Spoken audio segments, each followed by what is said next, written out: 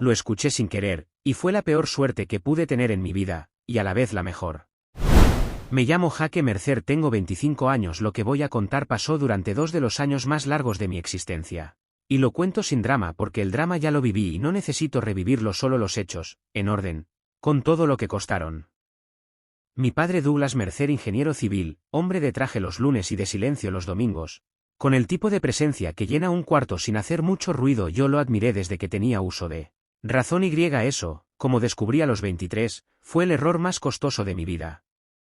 Mi madre Patricia, contadora, precisa, tranquila, con la clase de calma que la gente confunde con frialdad hasta que la necesitan de verdad y entienden que era fortaleza todo el tiempo. Patricia y Douglas se divorciaron cuando yo tenía 16. Yo me quedé con Douglas porque él tenía la casa y yo tenía mi escuela y mis amigos cerca, y porque en ese momento todavía era el papá que yo admiraba y no me imaginaba una versión diferente de él. Esa versión diferente tardó 6 años en aparecer o en volverse visible, que no es lo mismo. Vanessa Reid llegó a nuestras vidas cuando yo tenía 22 años y acababa de empezar el tercer año de ingeniería industrial. Llegó como colega de Douglas en la empresa constructora donde él era director de proyectos. Llegó con referencia de un amigo en común.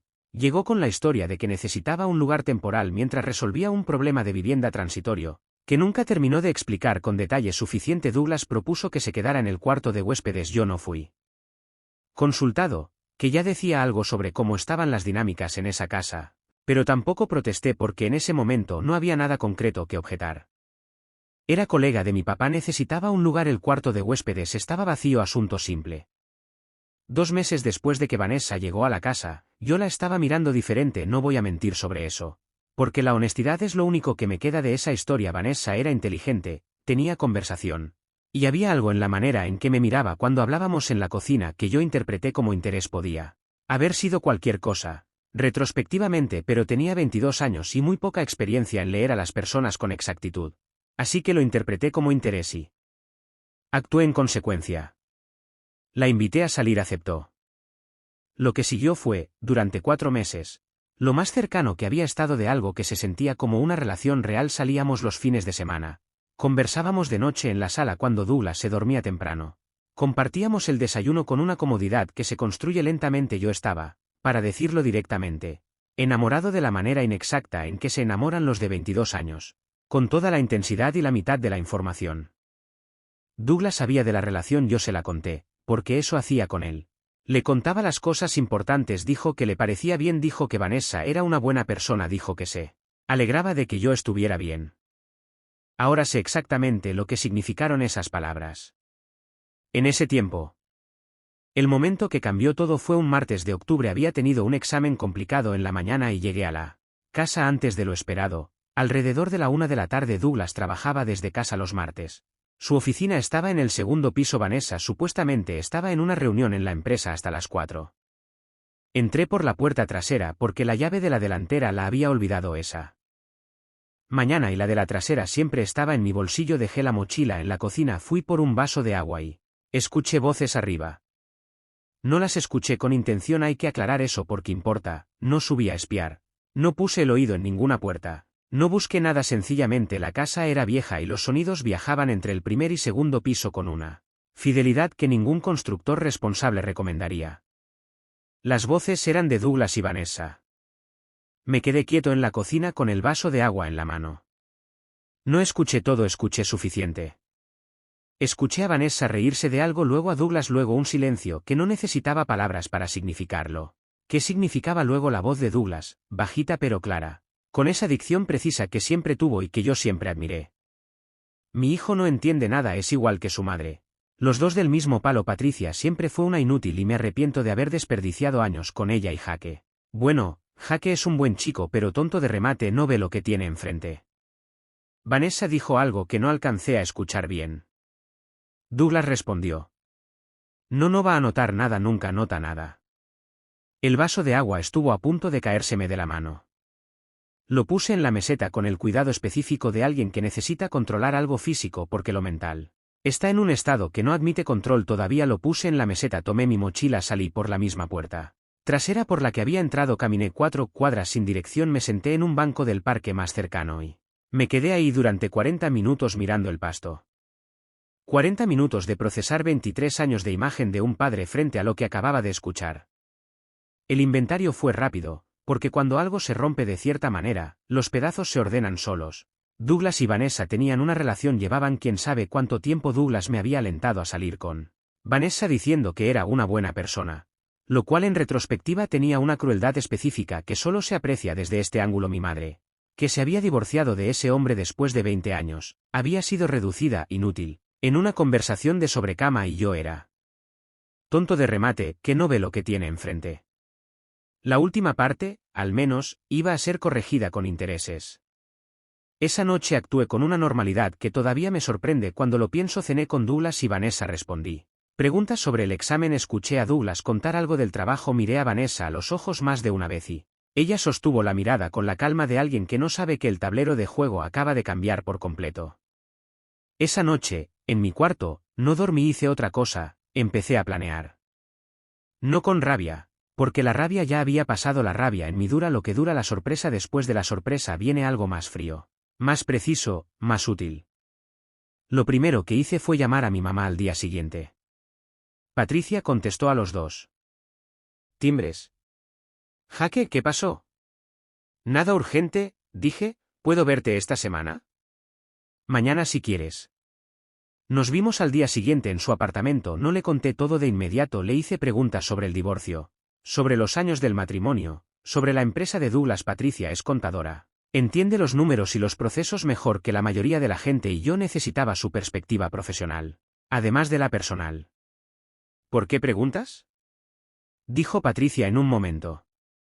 Porque estoy empezando a entender cosas que antes no entendía. Patricia me miró con la calma de siempre. ¿Qué cosas? Cuéntame sobre los años finales del matrimonio, lo económico. Patricia cruzó los brazos. Hi. Mamá. ¿Qué estás haciendo? Aprendiendo, dije, cuéntame. Patricia habló durante una hora, me contó cosas que yo no había tenido edad o contexto para procesar cuando tenían 16 años, cuando el divorcio fue. Me contó que en los últimos 3 años del matrimonio, Douglas había manejado la economía familiar de manera que ella nunca pudo acceder completamente, cuentas que él controlaba solo, decisiones de inversión que no consultaba, dinero que se movía hacia lugares que Patricia nunca pudo rastrear con certeza. ¿Lo reportaste? Pregunté. Era mi matrimonio, Jaque, no un fraude corporativo. ¿Y si hubiera sido un fraude corporativo? Patricia me miró fijo. ¿Qué sabes? Todavía nada concreto, dije, pero voy a averiguar. Esa noche llamé a mi amigo Cole, que estaba haciendo su pasantía en una firma de auditoría financiera y entendía de esos temas más de lo que yo necesitaba en ese momento. Le expliqué, en términos generales y sin dar nombres, lo que quería buscar. ¿Tienes acceso a documentos de la empresa? Me preguntó Cole. Tal vez. ¿Tienes acceso a las cuentas personales de la persona en cuestión? Parcialmente. Si encuentras movimientos irregulares entre cuentas personales y de la empresa, eso es malversación. Si hay contratos adjudicados a proveedores que tienen vinculación con personas cercanas al directivo, eso es conflicto de interés que puede derivar en investigación. ¿Sabes si hay algo así? Todavía no. Averigua y me cuentas. Averigüé durante 3 semanas. Lo que tenía a mi favor era algo que Douglas nunca consideró un riesgo porque me había clasificado como tonto de remate. Yo vivía en su casa, conocía sus contraseñas porque algunas se las había visto escribir, y sabía dónde guardaba los documentos físicos porque yo mismo los había archivado 2 veces cuando él me lo pidió. No accedía a nada de manera forzada, accedía a lo que estaba disponible en el entorno doméstico que yo habitaba legalmente, con mi nombre en el contrato de arriendo que Douglas pagaba pero en el que los 2 aparecíamos. Lo que encontré fue meticuloso en su descaro. Vanessa Reid no era solo la colega y la novia clandestina. Vanessa Reid era la propietaria nominal de una empresa proveedora de materiales de construcción que tenía contratos activos con la empresa donde Douglas era director de proyectos. Esos contratos habían sido adjudicados en los últimos 16 meses, todos durante el periodo que Vanessa llevaba en la empresa. Los montos eran considerables, los márgenes de la empresa proveedora eran inusualmente altos para el sector y la empresa estaba registrada en la dirección de un apartamento que Vanessa había tenido antes de mudarse a nuestra casa. También encontré transferencias entre las cuentas de Douglas y cuentas asociadas a Vanessa que no correspondían a Ninguna transacción de servicios documentada. Llamé a Cole. ¿Qué necesito para reportar esto? Le pregunté. Documentación de los contratos, evidencia de la vinculación de la persona con la empresa proveedora, y los movimientos de dinero no tienes que probarlo tú. Solo tienes que presentar indicios suficientes para que la auditoría interna o las autoridades lo investiguen. ¿Cuánto tardan en investigar?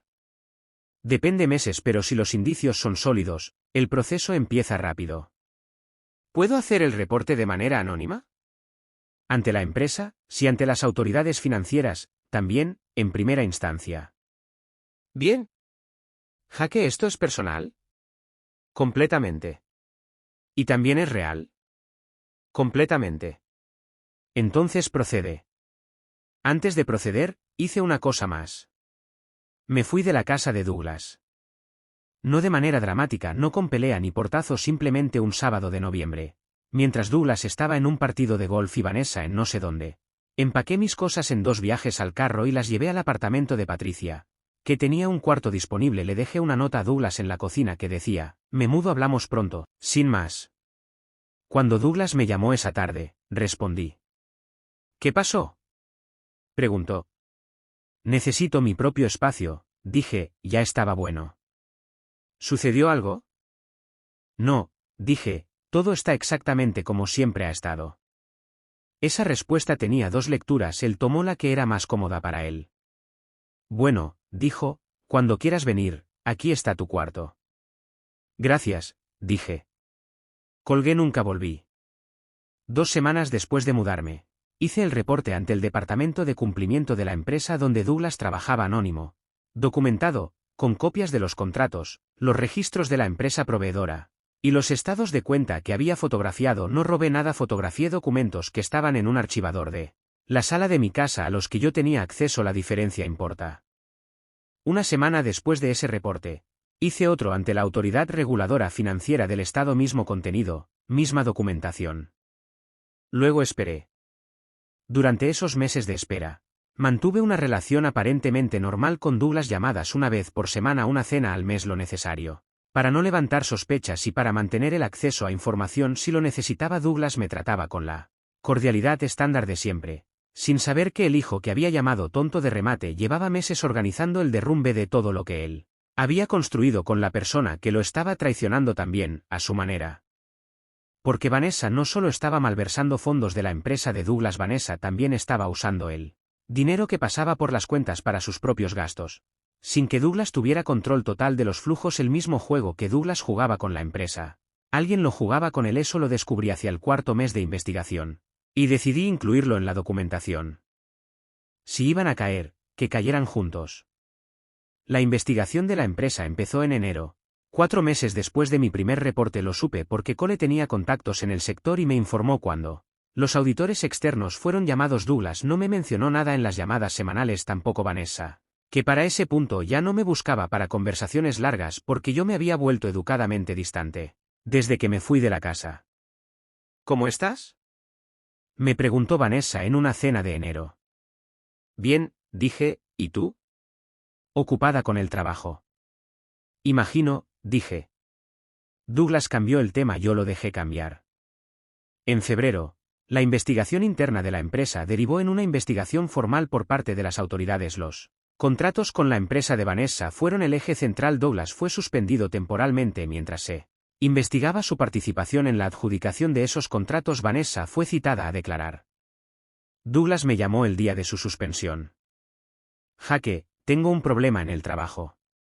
¿Qué pasó?, dije, con el tono correcto de alguien que no sabe nada. Una investigación no es nada serio, pero necesito tiempo para resolverlo. ¿Necesitas algo? No, no solo quería que supieras para que no te preocupes si me ves menos disponible. Entendido, dije, cualquier cosa me avisas.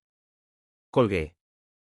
Me quedé un momento con el teléfono en la mano. 5 meses atrás, ese tono de voz de Douglas, la primera señal de vulnerabilidad, me habría movido algo, me habría hecho querer ayudar, ofrecer, hacer lo que fuera necesario. Eso es lo que hacía con él desde siempre. Pero ahora tenía las palabras exactas grabadas en la memoria. Tonto de remate, no ve lo que tiene enfrente, y mi madre reducida, inútil, en 2 palabras fáciles. No sentí nada especial, solo puse el teléfono en la mesa y seguí con mi día. La investigación tardó 6 meses más en resolverse durante ese tiempo. Vanessa fue imputada formalmente por malversación de fondos. Los registros mostraban desviaciones sistemáticas. Durante 16 meses, con documentación suficiente para sostener los cargos, su defensa intentó involucrar a Douglas como corresponsable, lo cual técnicamente era complicado porque había elementos que apuntaban a que parte de las maniobras ocurrieron sin su conocimiento directo, aunque con su omisión pasiva como director responsable de esos contratos. Douglas no fue imputado criminalmente, pero fue despedido con causa justificada, lo que significaba sin indemnización y con el expediente comprometido a los 54 años. En un sector donde la reputación lo es todo, ese era un daño que no se repara fácilmente. Vanessa entró en proceso judicial en septiembre. Yo no tuve que declarar en ningún momento porque la documentación que presenté de manera anónima fue solo el detonante de una investigación que se sostuvo con evidencia propia. Mi nombre no apareció en ninguna parte del proceso. La condena llegó el siguiente febrero: 2 años de prisión y restitución de fondos sin suspensión, sin libertad condicional inmediata, porque el monto desviado era suficientemente significativo para que el juez no encontrara atenuantes convincentes. Douglas fue a la audiencia. Yo no fui porque no tenía ninguna razón oficial para estar ahí. Lo que sí supe, por Cole que siguió el caso, fue que Douglas salió de esa audiencia solo, sin trabajo, con la reputación destruida, y con una situación financiera comprometida porque parte de sus activos habían sido vinculados a los flujos investigados y estaban retenidos mientras el proceso de restitución se resolvía. 3 meses después de la condena de Vanessa, Douglas sufrió una ACV. No lo causé yo, no pude haberlo causado ni quise causarlo, fue la consecuencia médica del nivel de estrés acumulado en meses de investigación, pérdida de trabajo, proceso judicial, y la presión sostenida de ver todo derrumbarse. Los médicos lo dijeron claramente. El cuadro de tensión arterial que llevaba sin tratarse adecuado, combinado con el estrés agudo de ese periodo, fue determinante. El ACV le dejó movilidad reducida en el lado izquierdo y dificultades en el habla. No está en estado vegetativo. Puede comunicarse, puede entender, pero necesita cuidados que no puede gestionar solo. Con los activos retenidos y sin ingresos, la opción de un centro de rehabilitación privado de calidad no estaba disponible. El seguro médico que tenía, el básico que le había quedado del trabajo, cubría atención en un centro de la red pública. Ese fue el centro al que fue. Yo fui a verlo 2 semanas después de que lo trasladaron ahí. La habitación era funcional, no terrible, no un lugar de abandono, pero sí el tipo de lugar que existe a mitad de camino entre suficiente y lo que uno elegiría si pudiera elegir. Douglas estaba en la cama con el lado izquierdo visible en su limitación nueva. Me miró cuando entré. Jake, dijo. El habla era más lenta pero inteligible. Hola, dije. Me senté en la silla junto a la cama. ¿Cómo llegaste a saber dónde estaba?, preguntó. Me avisó Cole, dije. Tiene contactos. Douglas asintió con el lado que respondía bien. ¿Cómo estás?, me preguntó. Bien, dije. ¿Y tú? ¿Cómo me ves? Sí. Hubo un silencio. ¿Sabías lo de Vanessa?, preguntó Douglas. ¿Lo del trabajo? Todo. Lo miré. Antes de que empezara la investigación, ¿lo sabías?, insistió. ¿Por qué preguntas eso? Porque alguien hizo un reporte anónimo con documentación muy específica. Las investigaciones tienen muchas fuentes, dije. Douglas me miró con sus ojos que seguían siendo precisos aunque el resto de él estuviera comprometido. Eres más listo de lo que pensaba, dijo finalmente. Eso también tenía 2 lecturas. Yo tomé la que era más cómoda para mí en ese momento. ¿Qué era? Ninguna de las 2, solo lo guardé. ¿Necesitas algo?, pregunté. No, dijo. Voy a venir cada 2 semanas, dije, no porque crea que me necesitas sino porque soy tu hijo y eso no lo cambié yo. Douglas no respondió de inmediato, luego dijo. ¿Tu madre cómo está? Patricia está bien, dije, mejor que nunca, en realidad. ¿Le contaste? Lo básico. ¿Qué dijo? Nada que no supiera ya. Douglas cerró los ojos un momento. Cuando los abrió, había algo diferente en su cara, algo que no reconocí inmediatamente porque nunca lo había visto ahí. Me equivoqué contigo, dijo, y con ella. No respondí, no porque no supiera qué decir, sino porque había esperado ese momento durante meses y ahora que había llegado descubrí que no necesitaba nada. De él ni la disculpa, ni su reconocimiento hacía tiempo que había dejado de necesitar su aprobación. Y en ese proceso también había dejado de necesitar su arrepentimiento. Cuídate, dije, y me puse de pie. Salí del cuarto, caminé por el pasillo del centro hasta la puerta principal. Afuera había sol de tarde. El tipo de sol de marzo que todavía no decide si es invierno o primavera. Llamé a Patricia. ¿Cómo estuvo?, preguntó. Como esperaba, dije. ¿Estás bien? Sí, dije, perfectamente bien. ¿Quieres venir a cenar? Esta noche no tengo que entregar un trabajo mañana. El fin de semana entonces. El fin de semana, confirmó. Subí al carro, puse música, manejé a casa. Ese año terminé la carrera con promedio suficiente para una oferta de trabajo en una firma de ingeniería mediana donde Cole tenía un contacto. Empecé en julio. En septiembre ya tenía mi propio apartamento, no grande, no lujoso, pero mío completamente, sin nombre de nadie más en el contrato. Voy al centro cada 2 semanas. Como dije, Douglas está estable, mejora lentamente con la terapia que el seguro cubre. No hablamos de Vanessa, no. Hablamos del pasado, hablamos del partido de los domingos, de mi trabajo, de cosas sin peso. Es lo que hay y con eso se funciona. Patricia se jubiló anticipadamente y abrió su propio despacho de contabilidad independiente. Le va bien, tiene clientes nuevos cada mes. Un día me preguntó, directo como siempre. ¿Tú tuviste algo que ver? ¿Con qué?, dije. Con todo lo que le pasó a Douglas. La miré. ¿Hice algo ilegal? No te pregunté eso. No hice nada ilegal, dije, eso es lo que importa. Patricia me miró durante un momento. Eres más como yo de lo que creías, dijo. Lo sé, dije, siempre lo supe. Nos servimos café y no volvimos a hablar del tema. A veces, cuando estoy en el carro manejando de vuelta de visitar a Douglas, pienso en esa tarde de octubre, el vaso de agua en la meseta, las voces viajando por la casa vieja, las palabras exactas de mi padre sobre mí y sobre mi madre. Lo curioso es que no siento rabia cuando lo recuerdo. Lo que siento es algo más parecido a claridad, la claridad de alguien que aprendió que las personas te muestran exactamente quiénes son cuando creen que nadie los escucha, y que lo más inteligente que puedes hacer con esa información es usarla bien. No a gritos, no con lágrimas, no con confrontaciones que le dan al otro la oportunidad de reencuadrar la historia. Con documentación, con paciencia, con el tiempo exacto que se necesita para que cada cosa caiga en su lugar. Mi padre dijo que era tonto. No vi lo que tenía enfrente. En fin. La moraleja. Si alguien te llama tonto en secreto, no te enfades, tómate tu tiempo, estudia contabilidad avanzada, investiga sus contratos y espera. El drama es para los impacientes. ¿Crees que Jake fue demasiado frío al no confrontar a su padre directamente? ¿O fue la decisión más inteligente que pudo tomar?